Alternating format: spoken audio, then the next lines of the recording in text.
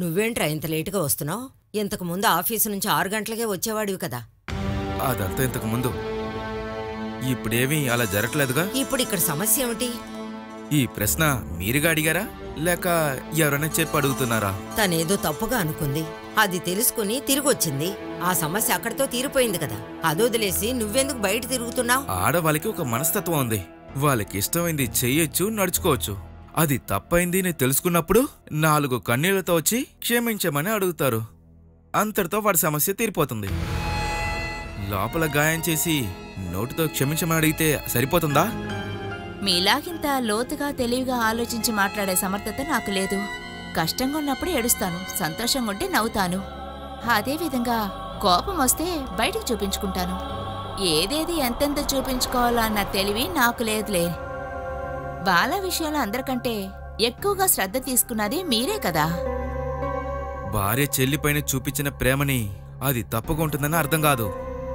అది నీకు అర్థం కాదు. మిగతా వాళ్ళతో కలిసి నన్ను కూడా దోషిగా చూసావు కదా నువ్వు. ఏంటి అంతేగా? అందువల్ల నాకు వచ్చిన కోపం పోయిందని మాత్రం అనుకోబాకు. ఇదొక కుటుంబరా, యుద్ధ భూమి కాదు.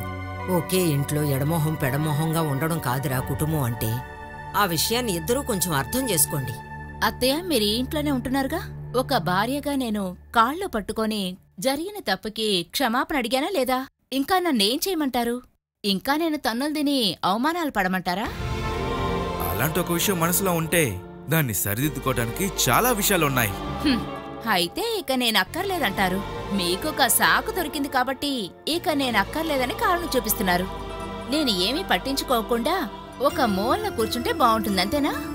అలా నన్ను మూలన కూర్చోపెట్టి మీరు ఎవరితో వెళ్దాం అనుకుంటున్నారు? జయా, నీకే తెలియకుండా నువ్వు మళ్ళీ మళ్ళీ సమస్యను పెద్ద చేస్తున్నావు. సమస్యలు పెద్దది చేయడానికి నాకేమైనా పిచ్చా అత్తయ్య? అవసరం లేని విషయాలు నేను అస్సలు పట్టించుకోను.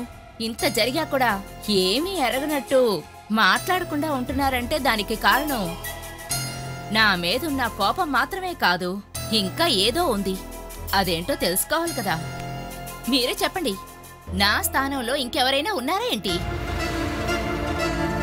ఇప్పటికీ ఊరుకుంటే నేనొక తెలివి తక్కువ దాన్ని అవుతాను. నాకు ఆత్మాభిమానం ఉంది. ఎంతో ధైర్యవంతులుగా. నా స్థానంలో మీ మనసులో ఇంకెవరైనా ఉంటే అది ధైర్యంగా చెప్పే గుండెలు కూడా ఉండాలి. ఎందుకే ఇంకొకటి, నువ్వే ఒకదాన్ని కనిపెట్టి నాకిచ్చావు కదా, నీ చెల్లి బాల. వేణుగోపాల్ కాదు, తన ఖర్చులన్నీ చూసుకునేది నేనే. తన విషయాలన్నీ చూసుకుని రావటం వల్లే ఇప్పుడంతా లేటుగా వస్తున్నాను. బయటికి వెళ్ళేటప్పుడు, ఆఫీస్కి వెళ్ళేటప్పుడు వెనకాల నుంచొని కొంతమంది మాట్లాడుతున్నారు. అదే నాకు నీ చెల్లికి ఉన్న అక్రమ సంబంధం. అది తెలుసుకుని కోప్పడి వెళ్ళిపోయిన భార్య కాల్లో పడి అన్ని తప్పులను ఒప్పుకున్న తర్వాతే నేను నిన్ను తీసుకొని వచ్చానంట.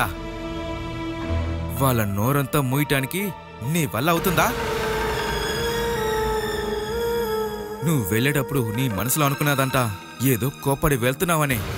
దానివల్ల నష్టపోయింది నీ భర్త పరువే.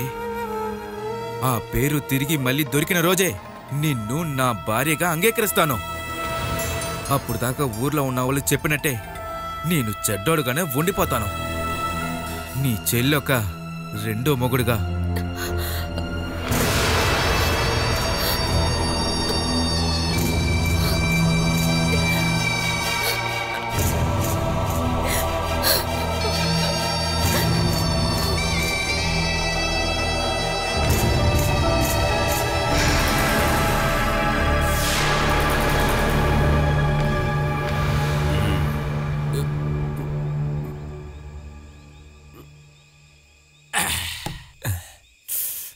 నువ్వు కొనిచ్చిన మందు కోసం చెప్పట్లేదురా. నీకు అమ్మాయి ఖచ్చితంగా నచ్చిందంటే మనందరం వెళ్ళి మాట్లాడదాంరా. అలా అమ్మాయిని చూడడానికి వెళ్తున్నానని ఎవరు చెప్పారు?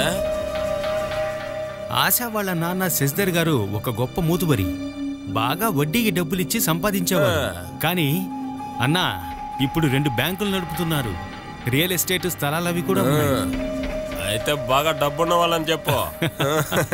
నాకు ఆ ఒక్క ఆశ ఉంది. తనకున్న ఒకే ఒక కూతురు ఆశ.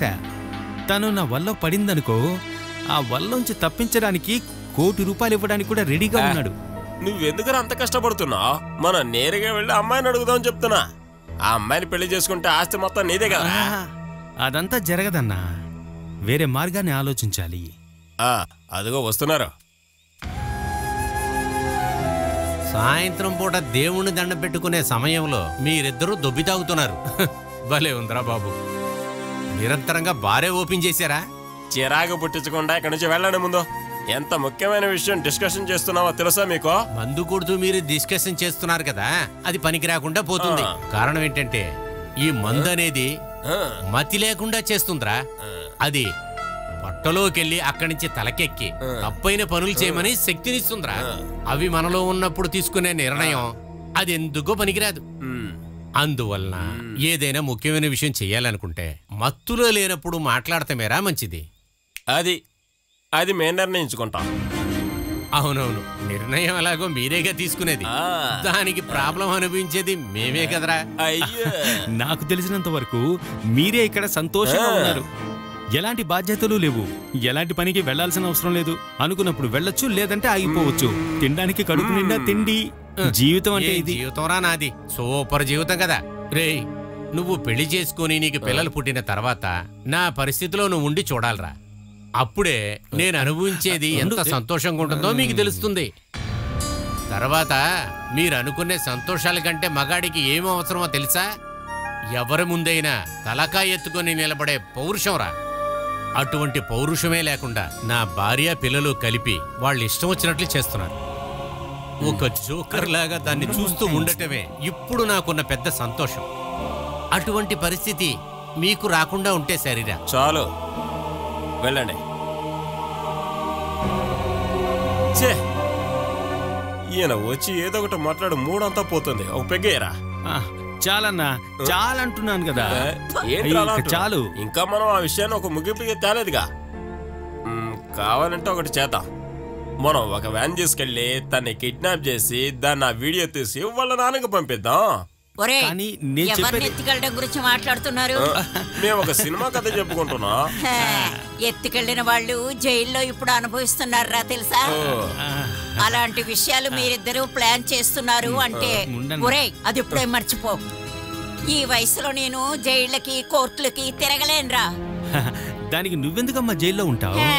నేను చెప్పి ఎత్తుకెళ్లారని మీ ఇద్దరు ఎవరైనా చెప్తే మీ బుద్ధి ఏంటో నాకు బాగా తెలుసు. నన్ను ఇరికిస్తే అలా ఏం జరిగినా నిన్నైతే విడిచిపెట్టమమ్మా. డబ్బులు దొరికితే చాలు, మీ ఇష్టం రా. చాలే, వచ్చి భోంచేసి పడుకోండి, లేదంటే ఇవన్నీ తీసుకెళ్లి నదిలో పడేస్తాను. మేక్కడ తాగంలే, మీ సోదా ఫ్రెండ్రా. సరే, నేను వస్తాను. అయితే లేపుకు రావటం కుదరదంటావు, అంతేనా?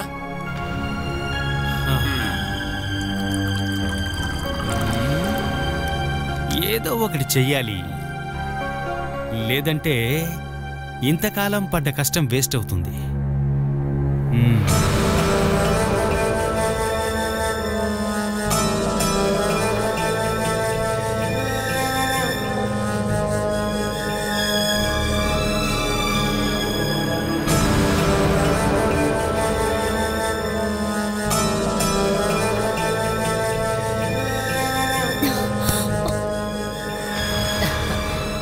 టైం ఎంతైంది? రామా, భోంచేద్దు. మావి నీ కోసం భోంచేయకుండా వెయిట్ చేస్తున్నారు. రా. నాకొద్దు. ఏంటి వద్దా? సరిపోయింది. కడుపుతో ఉన్న వాళ్ళు పస్తుండకూడదు. రా, వెళ్దా. నాకొద్దంటున్నాను కదా, ఎందుకు ఇలా బలవంత పెడతారు? ఎందుకమ్మా ఇలా మొండికేస్తున్నావు? నేనా మొండికేస్తున్నాను? ఇప్పుడు టైం ఎంతైంది? నాకు భర్త అని ఒకరున్నారు కదా, ఆయన ఎక్కడికి వెళ్లారు? వాడు అక్కడి నుండి ఇక్కడ దాకా కారులో రావాలి కదా. దానికి 5 గంటలు అవుతుందా? ఇప్పుడు ఆ చోటుకి కొత్త కదా వాడు, అందుకని నువ్వు పస్తుండక్కర్లేదు. నేను ఇవాళ 4 సార్లు సూరజ్కి ఫోన్ చేశాను, తీయలేదు. తర్వాత సూరజ్ ఆఫీస్ కి ఫోన్ చేశాను. వాళ్ళు ఏమన్నారో తెలుసా? సూరజ్ లీవ్ అట. ఈ రోజు మాత్రమే కాదు, ఆయన 4 రోజులుగా ఆఫీస్ కి రాలేదని చెప్పారు. ఇక్కడి నుంచి పొద్దున్నే వెళ్ళి ఇలా రాత్రుల దాకా నా భర్త ఎక్కడికి వెళ్తున్నాడని తెలుసుకునే హక్కు నాకు ఉంది. లేదా నాకు తెలియకుండా సూరజ్ ఇంకేమైనా చేస్తున్నారా? లేకపోతే 3 రోజులు లీవ్ తీసుకుని ఆయన ఏం చేస్తున్నారు? వాడింకెక్కడికని వెళ్తాడు? నీకంత అనుమానంగా ఉంటే వాడింటికి రాని, మనం అడుగుదాం. అయితే మీరందరూ కలిసి ముందు ఆ ప్రాబ్లం సరి చేయండి. అలాగే చేద్దామమ్మా. అందుకని నువ్వు పస్తులుండటం నాకు అస్సలు నచ్చలేదు. నువ్వు రా, భోజనం చేసేసరికి వాడొచ్చేస్తాడు. అన్ని విషయాలు వివరంగా అడిగి తెలుసుకుందాం. ముందు ఆ విషయం అడగండి, అప్పుడే నేను వచ్చి తింటాను. చమేలి, ఊరికే మొండికేకు. నీ కడుపులో బిడ్డకి ఆకలి దాహం ఉంటుంది. ఆ బిడ్డ మీద కన్న తండ్రికి లేని శ్రద్ధ మీకు అక్కర్లేదు. నువ్విలా పస్తుంటానంటే నేను అస్సలు ఒప్పుకోను. తినాలా వద్దా అన్నది నా ఇష్టం, ఎవరు బలవంత పెట్టొద్దు. మనం కలిసే తినబోతున్నాం. రా నువ్వు. నేను రానంటున్నాను కదా, నన్ను ఇబ్బంది పెట్టకుండా వెళ్ళండి.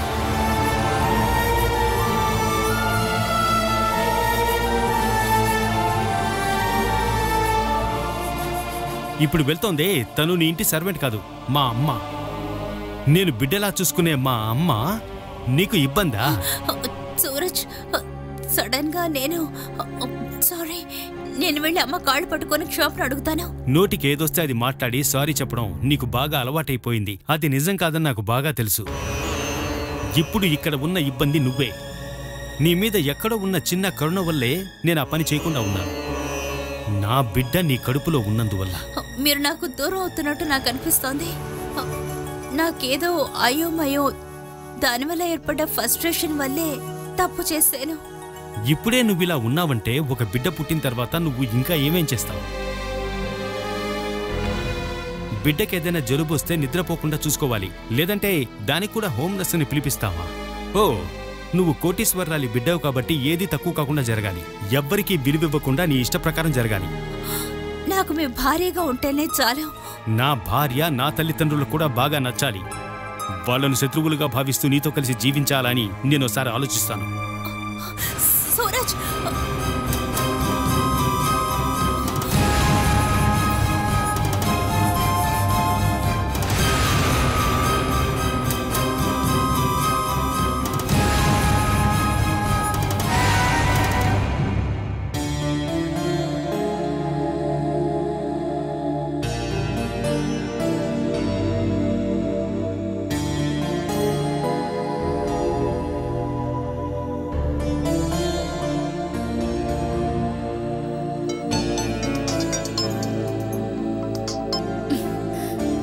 ఎక్కడున్నారు?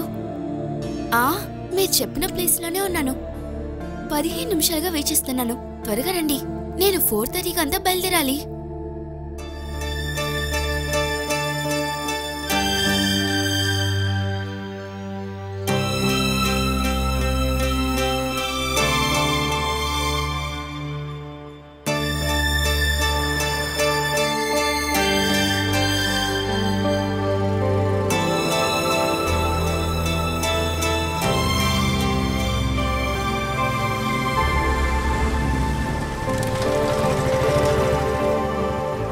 ఇంకా లేట్గా వచ్చుంటే నేను తప్పకుండా వెళ్ళిపోయి ఉంటాను.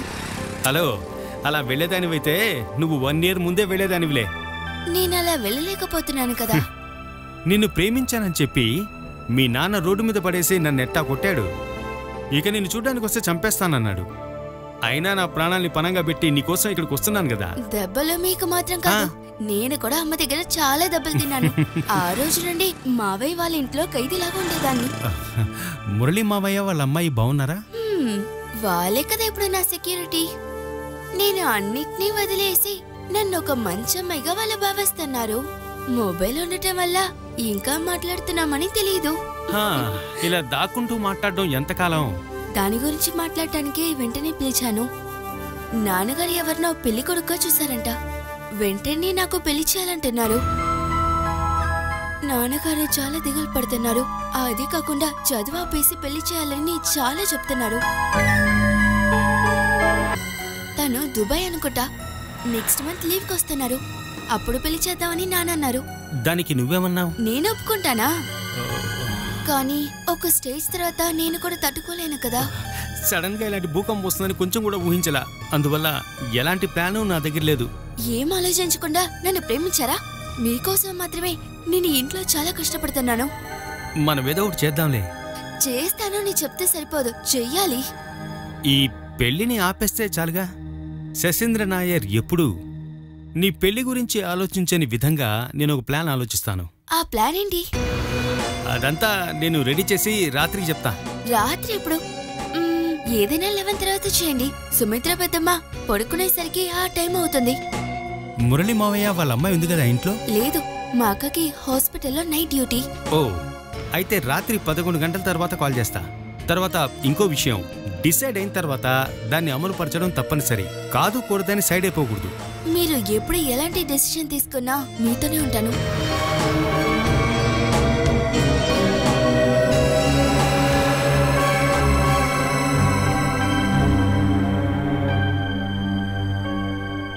ఏమండి, పాపకి జ్వరంగా ఉంది. జ్వరం వస్తే డాక్టర్కి చూపి. అందుకే కదా మీతో చెప్తున్నాను. నేను డాక్టర్ కాదు కదా. రాత్రి కాస్త జ్వరంగా ఉంటే పారాసెటమాల్ సిరప్ వేస్తే తగ్గింది. ఇప్పుడు మళ్ళీ జ్వరం ఎక్కువగా ఉంది. ఇదంతా ఎందుకు నా దగ్గర చెప్తున్నావు? హాస్పిటల్కి తీసుకెళ్ళు. ఒక్క 5 నిమిషాలు వెయిట్ చేయండి. త్వరగా రెడీ అయ్యి వస్తాను. హాస్పిటల్ దాకా డ్రాప్ చేయండి. వచ్చేటప్పుడు ఆటోలో వస్తాను. బైక్లో వెళ్తే గాలి ఎక్కువ వస్తుంది, రోడ్లోకి వెళ్తే ఆటో ఉంటుంది. త్వరగా వెళ్ళు. ఇది నా బాధ్యత మాత్రమే కాదు. మరి నీ బాధ్యత ఏంటి? నాకొక పనుంది.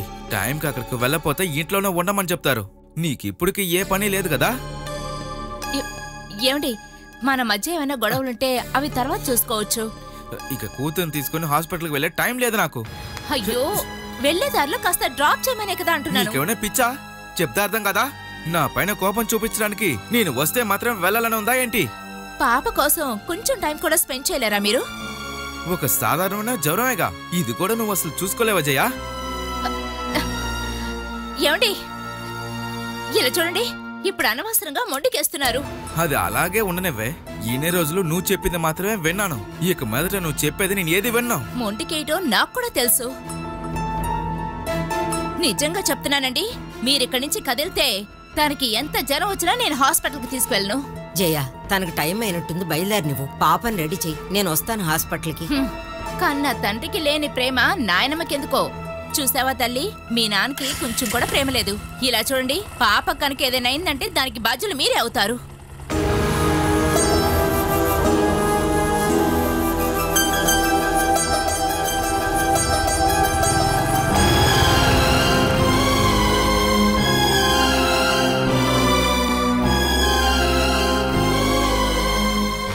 జయ, జ్వరం ఎక్కువగా ఉంది, హాస్పిటల్కి వెళ్దాం. ఎందుకు? ఒళ్ళు కాలిపోతున్నా ఎలా ఉందని కూడా చూడలేదు. కనీసం దీని గురించైనా ఆలోచించారా? దారిలో పోయేవాడికి చెప్పినా కూడా కనీసం తిరిగి చూసేవాడు. తనకు ముఖ్యమైన పని ఉండుంటుంది. ఇంకేమీ ఆలోచించుకు, మనం వెళదాం పదా. నేనెక్కడికి తీసుకువెళ్ళను. ఇలాగే జ్వరంతో చచ్చిపోయినా పర్వాలేదు, చావనివ్వండి. జయ, ఏంటి నువ్వు మాట్లాడేది? సొంత తండ్రే పట్టించుకోకుండా వెళ్ళాడుగా, ఇంకెవరి కోసం బ్రతకాలి? ఒక్క విషయం బాగా అర్థమైంది. నన్ను మాత్రమే కాదు, నా కూతుర్ని కూడా ద్వేషిస్తున్నారు. అది నేను అస్సలు సహించలేను.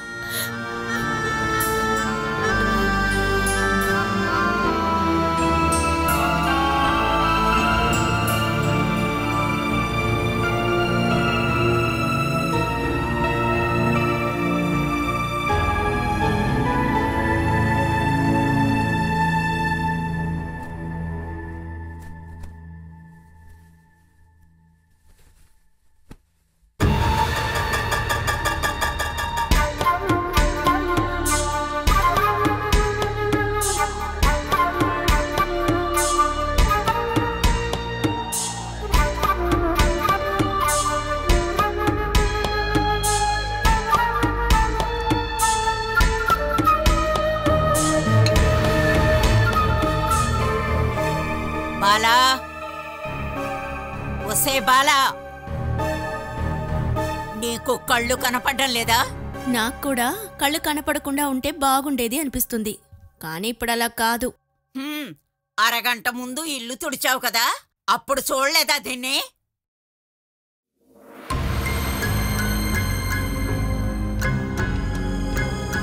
ముందు దీన్ని శుభ్రం చేసి అవతలకు వెళ్ళు. ఊరిని చూడకుండా ముందు గుడ్డ తీసుకొచ్చి తుడు. ఇది మీరే తుడిచేయండి అత్తయ్య. నాకే పని చెప్పేంత పొగరా, మర్యాదగా తుడు. మర్యాదగా అడిగితే తుడుస్తాను, కానీ ఇలా మాట్లాడితే కుదరదు. కడుపుతో ఉన్న నన్ను హింసించాలి అన్న ఉద్దేశంతో మీరు ఈ పని చేసుంటే మీరే దీన్ని శుభ్రం చెయ్యండి. నేనేం చేశాను? నాకు ముందు మాత్రమే కాదు, వెనక కూడా కళ్ళున్నాయి. దీన్ని మీరే కదా పోశారు. దీన్ని శుభ్రం చేయడం నా వల్ల కాదు. ఇవన్నీ పాత ట్రిక్కులు. కడుపుతో ఉన్న కోడలు వెళ్లేటప్పుడు నూనె పోయడం, ఒంటికి మంచిదని చెప్పి పప్పాయ జ్యూస్ తాగించడం, మెట్ల మీద నుంచి తొయ్యడం, ఇవన్నీ ఇక వర్కౌట్ అవ్వవు. ఇంతకంటే చీప్ అయిన విషయాలు మీరు చేస్తారని తెలిసే నేనిక్కడ జాగ్రత్తగానే ఉన్నాను. ఏదో ఒకటి తిని టీవీ చూడడం తప్ప ఇంకా పనేం లేదుగా. ఆ సమయంలో కోడల్ని ఇంకా ఎలా హింస పెట్టాలో బాగా ఆలోచించండి. నిన్నసలు నేను కర్మ, ఈ సమయంలో ఎవరు వచ్చారో నా ప్రాణానికి.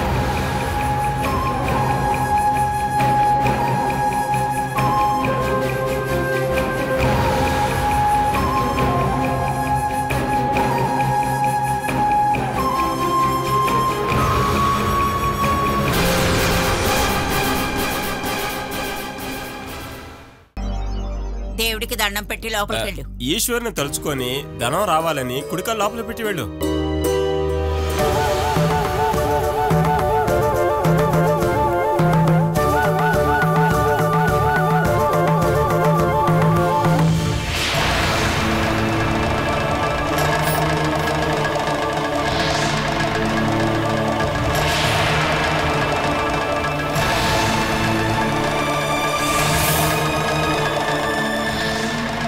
శకునం అంత బాగున్నట్టుగా లేదు. మంచి శకునం చూసుకుని కుడికాలు లోపలికి వచ్చిన వాళ్ళంతా బాగా బ్రతుకుతున్నారు కదా. ఏంటమ్మా శకునం? ఎప్పుడు గాలి వీచే ప్రదేశంలో ఈ ఒత్తారిపోతే పెద్ద అపశకునమా? ఇదిగోండి.